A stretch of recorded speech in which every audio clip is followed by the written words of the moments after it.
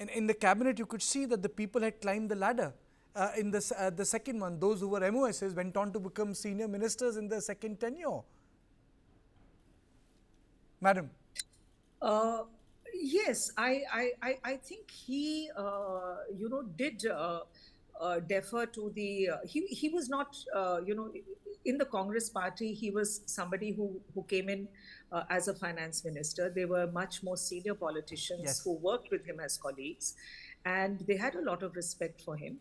But as I said, as the government, which was battling on so many fronts in terms of public perception, in terms of the fact that there were issues on various sides, I think definitely that does slow down a government.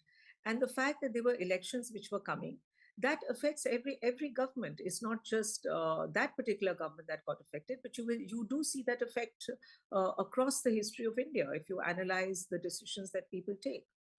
Madam, a lot of people say that as you said, he took a middle road, but there were times when he stuck to his position, like the nuclear deal. There were times he had to compromise where he said, "I'm not a single issue government." But then Prime Minister, can you take us through on issues on which he stuck to his position? You know, a lot of time we describe him as a man who would accommodate everyone, but I'm sure he must have stuck to some issues. No, this has to be done like this, or this should be going this way on policy matters. The sense I get is that he's stuck to many of his issues. I don't think he compromised on the quality of decisions that were taken in the government, on the quality of the legislation that happened, on the manner in which it happened, and the manner in which it was processed. I don't think he compromised on that at all. And I think that is where the credit doesn't go to him, because he was not somebody to speak loud about his achievements. He always had the belief that the achievements would speak for themselves and people would understand. Unfortunately, in a world of such chaotic media, that is not always the case. And some voices which are correct do get drowned out by what I would like to call propaganda. But I don't think he compromised at all. And yes, some decisions were more visible than the others. But even behind the scenes, the sense I get is that he never really compromised on what he thought was important for the country. You handle the press, you handle journalists like me, KV Prasad, editors, who would every day come to your office. Do you think, in hindsight, that press was unfair to Dr. Manmohan Singh? Definitely.